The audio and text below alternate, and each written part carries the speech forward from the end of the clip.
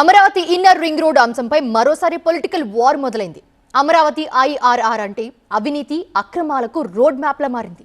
దోషులకు శిక్ష తప్పదని మాజీ ఎమ్మెల్యే ఆళ్ల రామకృష్ణారెడ్డి ఆరోపిస్తున్నారు. అయితే ఆ వ్యాఖ్యలకు కౌంటర్ ఇస్తోంది అధికార పక్షం. ఈ కేసును కొట్టేయాలంటూ నిందితులు కోరుతుంటే బెయిల్ కూడా క్యాన్సిల్ చేయాలని ఫిర్యాదుదారు కోరడం హాట్ టాపిక్ గా మారింది. అమరావతి రింగ్ రోడ్డు కేసులో ఫిర్యాదుదారుగా ఉన్న ఆళ్ల రామకృష్ణారెడ్డి సీఎం చంద్రబాబుపై సంచలన ఆరోపణలు చేశారు. అధికారాన్ని అడ్డుపెట్టుకుని కేసు క్లోజ్ చేయించుకునే ప్రయత్నం చేస్తున్నారని అన్నారు. వందల మందిని విచారించి ఛార్జిషీట్ దాఖలు చేశాక తప్పుడు కేసు ఎలా అవుతుందని ప్రశ్నించారు. ఫిర్యాదుదారులను బెదిరించి కేసు వెనక్కి తీసుకునేలా చేస్తున్నారని ఆరోపించారు. నిజంగా తప్పు చేయకపోతే విచారణ ఎదుర్కోవాలి గాని ఇలా కేసు కొట్టేయించుకునే ప్రయత్నం చేయడం ఏంటని నిలదీశారు మాజీ ఎమ్మెల్యే ఆళ్ల రామకృష్ణారెడ్డి. తప్పు చేయని మనిషి అయితే నిలబడండి, న్యాయస్థానాల ముందు మీ వాదనలు వినిపించుకోండి.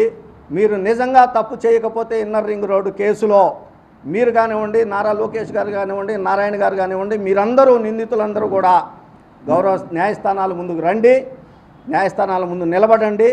న్యాయస్థానం తేల్చుద్ది మీరు దోషులా నిర్దోషులా అనేది. లింగమనేని రమేష్, చంద్రబాబు, నారాయణ, లోకేష్తో పాటు 18 మంది ఈ కేసులో నిందితులుగా ఉన్నారు. ఈ కేసులో చంద్రబాబును అరెస్టు చేసేందుకు గతంలో అధికారులు ప్రయత్నించగా కోర్టు నుంచి బెయిల్ రావడంతో ఉపశమనం లభించింది. అయితే కేసు విచారణ మాత్రం కొనసాగుతోంది. ఆ కేసు కొట్టేయాలంటూ నిందితులు ప్రయత్నిస్తుంటే బెయిల్ కూడా రద్దు చేయాలంటూ పిటిషన్ దాఖలు చేశారు ఆళ్ల రామకృష్ణారెడ్డి. నేను ఇప్పటికే అఫిడవిట్ వేశాను మా న్యాయవాది జడా శ్రవణ్ కుమార్ గారి ద్వారా.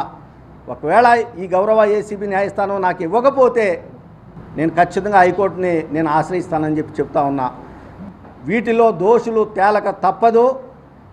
ఖచ్చితంగా చంద్రబాబు నాయుడు గారు దోషిగా తేల్తారు, నారా లోకేష్ గారు, నారాయణ గారు అందరూ అని చెప్పి నేను తెలియజేసుకుంటూ. అయితే అమరావతి ఐఆర్ఆర్లో తన స్థలం కూడా పోయిందంటున్నారు మంత్రి నారాయణ.